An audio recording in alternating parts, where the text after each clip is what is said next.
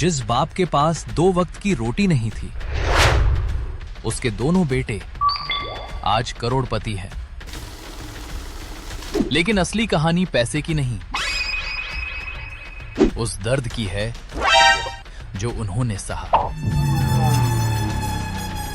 मां ने अपनी आखिरी चूड़ी बेच दी, बाप ने जमीन गिरवी रख दी और बेटों ने ऐसा किया कि किस्मत भी रो पड़ी। 2 बेटों की कहानी, मिट्टी से करोड़ों तक। कभी कभी जिंदगी इतनी सख्त होती है कि सपने देखने से पहले पेट भरना जरूरी हो जाता है। ये कहानी है एक ऐसे परिवार की जिसने हार मानना कभी सीखा ही नहीं। ये मिट्टी ही हमारी किस्मत है और यही हमारी पहचान भी। दिन रात इसे जोतता हूं, पर पेट भरना भी मुश्किल हो जाता है। कभी सोचता हूं बच्चों को क्या दूंगा, बस यही चिंता खा जाती है। लेकिन हिम्मत नहीं हारूंगा, जब तक सांस है लड़ता रहूं।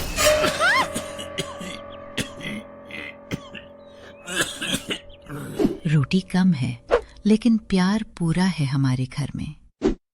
बच्चों की आंखों में सपने देखती हूँ तो डर भी लगता है, गरीबी कहीं उनके सपनों को तोड़ न दे। पर मुझे भरोसा है मेरे बेटे कुछ बड़ा करेंगे।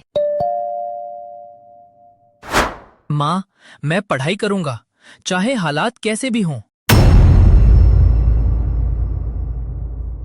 मुझे पता है रास्ता आसान नहीं है, लेकिन मैं हार मानने वालों में से नहीं हूं। एक दिन मैं सब बदल दूंगा। बापू, आप चिंता मत करो, मैं आपके साथ हूं हर कदम पर। भैया पढ़ेंगे, मैं मेहनत करूंगा। हम दोनों मिलकर घर बदल देंगे।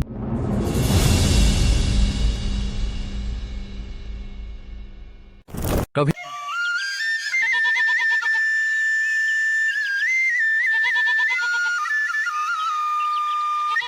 एक ही घर में जन्मे 2 बेटे, लेकिन रास्ते अलग थे। एक किताबों से लड़ रहा था, दूसरा जिंदगी से। कि तभी गांव वाला रामलाल को ताना मारते हुए कहता है, अरे रामलाल, तेरे बेटे बड़े सपने देख रहे हैं। गरीब का बेटा क्या बड़ा आदमी बनेगा? अंत में तो खेत में ही आना है इन्हें। ज्यादा उड़ान ठीक नहीं होती। लोग क्या कहते हैं ये मायने नहीं रखता चचा। मैं अपने सपनों की आवाज को रोज सुनता हूँ। हर ताना मुझे और मजबूत बनाता है और मेरा अटल विश्वास है कि एक दिन यही लोग ताली बजाएंगे।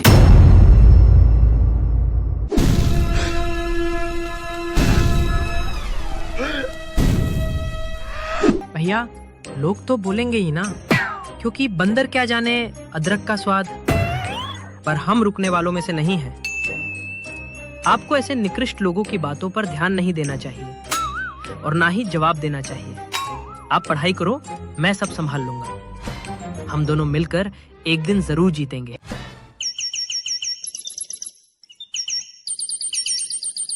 कभी कभी शब्द तलवार से भी गहरे घाव कर जाते हैं, लेकिन वही घाव इंसान को मजबूत भी बनाते हैं। और ऐसा ही सबब आज अर्जुन को मिलने वाला है। देखो देखो, फटे कपड़ों वाला आईएएस बनने चला है। पहले अपने जूते तो ठीक कर ले। तू कभी कुछ नहीं कर पाएगा। तू गरीब है, तेरा बाप खुरपी चलाने वाला एक अनपढ़ आदमी है, समझा? सपने देखना बंद कर दे और जाकर किसी सेठ की नाली सफाई कर। बड़ा आया यहाँ बाबूजी बनने। ये सुनते ही अर्जुन का पारा 9वें आसमान में पहुंच जाता है। लेकिन अर्जुन खुद को संभालते हुए उस बदमाश बच्चे को बहुत सटीक और सुंदर जवाब देता है। हाँ, मेरे कपड़े फटे हैं, लेकिन मेरे सपने उससे कहीं ज्यादा मजबूत हैं। आज तुम हंस रहे हो, हंस लो बेटा, लेकिन एक बात ध्यान रखना कि कल को मैं नहीं, मेरी मेहनत तुम्हें जवाब देगी और तब मैं तुमसे जवाब लूंगा।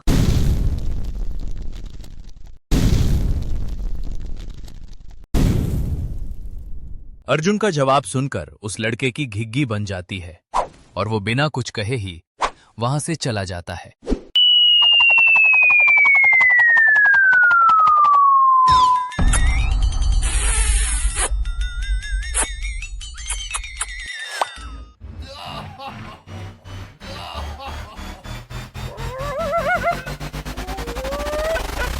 ओए तुम, हाँ तुम, तुरंत अपनी जगह पे खड़े हो जाओ।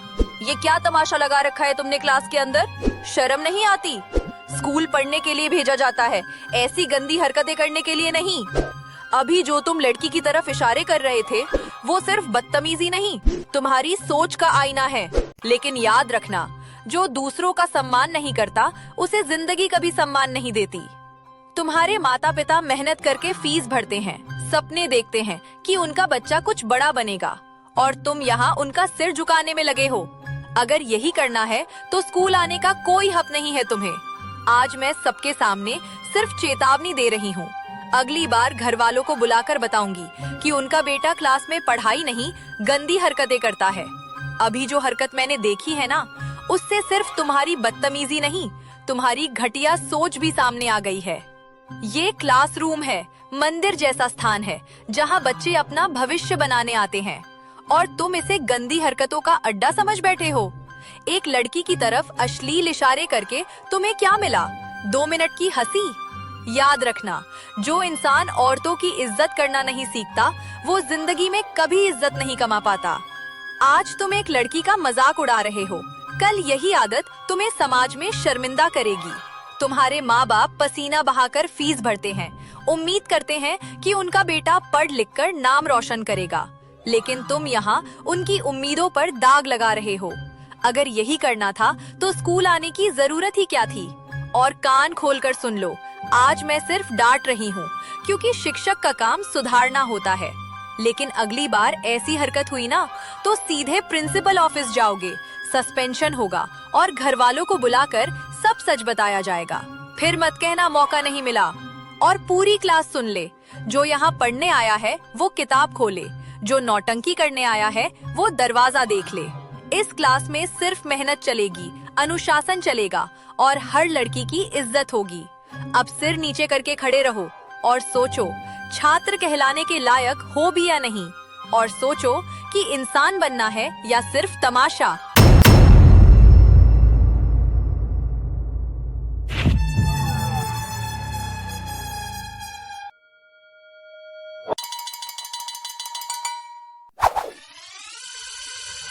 मैडम जी सुनिए। Excuse me madam. क्या है, क्यों जान खाए जा रहे हो मैडम जी करके?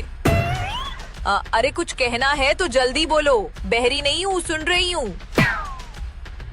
काफी लेट हो चुकी हूँ। ओके तो स्टार्ट हो जाओ तुरंत। और हाँ, उस लफंगे की तरह कोई ऐसी वैसी हरकत करी तो मुझसे तुमको कोई बचा नहीं पाएगा, समझे?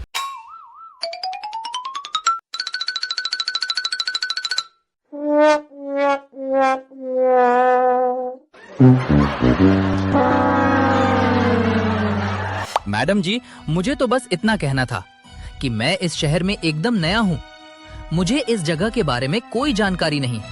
अब बताइए मैं क्या करूँ? नए हो तो क्या मैं तुमको गोद में लेकर सारा शहर घुमाऊं?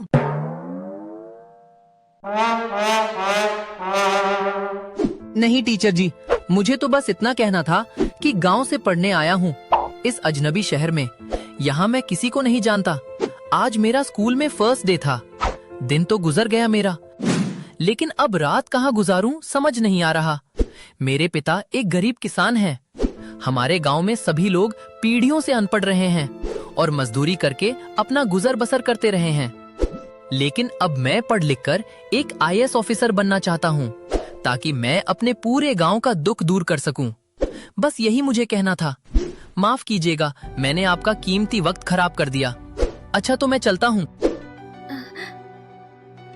अर्जुन की एकदम साफ और स्पष्ट बात को सुनकर मिस सान्या इतना प्रभावित हुई कि तुरंत ही उनको अपनी गलती का एहसास होता है, और फिर वो अर्जुन को अपने पास बुलाकर अपनी कार में बैठने को कहती हैं। ए लड़के, नीली शर्ट, इधर आओ। नाम क्या है तुम्हारा? जी टीचर, मेरा नाम अर्जुन है। और क्या आप मुझे ही बुला रही थी? हाँ, चलो गाड़ी में बैठ जाओ जल्दी से, बाकी बातें बाद में होंगी। ओके? अर्जुन लपक कर गाड़ी में बैठ जाता है। मैडम ड्राइवर को इशारा करती हैं और ड्राइवर गाड़ी आगे बढ़ा देता है। ये नजारा देखकर स्कूल के सभी बच्चे दंग रह जाते हैं।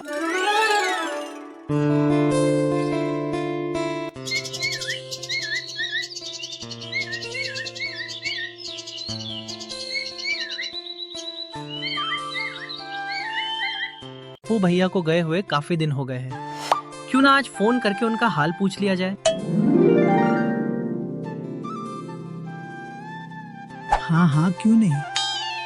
तुम्हारी माँ भी चिंतित दिखाई दे रही है, तो जल्दी से फोन करके अपने भैया से बात करो और अपनी माँ को सब कुछ बताओ, ताकि उनकी चिंता दूर हो सके। हेलो भैया, कैसे हो? लगता है शहर जाकर गांव को भूल ही गए हो। जब से गए हो एक बार फोन भी नहीं किया। माँ और बापू आपकी कितनी चिंता कर रहे हैं। मेरे प्यारे भाई, मैं बिल्कुल ठीक हूँ और जब से वहाँ से आया हूँ यहाँ सब कुछ एडजस्ट करने में व्यस्त रहा। वैसे अच्छा किया तुमने जो फोन कर लिया मुझे। मैं तुमसे कुछ जरूरी बात करना चाहता हूँ। हाँ हाँ, कहो कहो। माँ और बापू पास ही खड़े हैं, जल्दी कहो, ताकि मैं उन्हें भी ये बात सुना सकूं, क्योंकि मुझे खेत भी जाना है अभी। उसकी खरपतवार को समेटकर उसमें खाद डालनी, फिर बीज छिड़कने हैं, फिर पानी देना है, फिर निराई रोपाई गुड़ाई करनी पड़ेगी। अरे मैं तो अपनी बातों में भूल ही गया। आप कुछ कहना चाहते थे तो बोलिए। मोंगरू, मेरे छोटे भाई एक समस्या आ गई है। वो मैं जितने पैसे लाया था ना, वो सब खर्चे हो गए हैं। अब मेरे पास सिर्फ 430 रुपए बचे हैं आखिरी। ये भी 2-3 दिन में खत्म हो जाएंगे, क्योंकि यहाँ शहर में खाना से लगाकर पानी तक सब कुछ पैसों से मिलता है। और जब ये बचे रुपए भी खत्म हो जाएंगे, तब मैं क्या करूंगा ये सोचकर बहुत परेशान हो रहा हूं।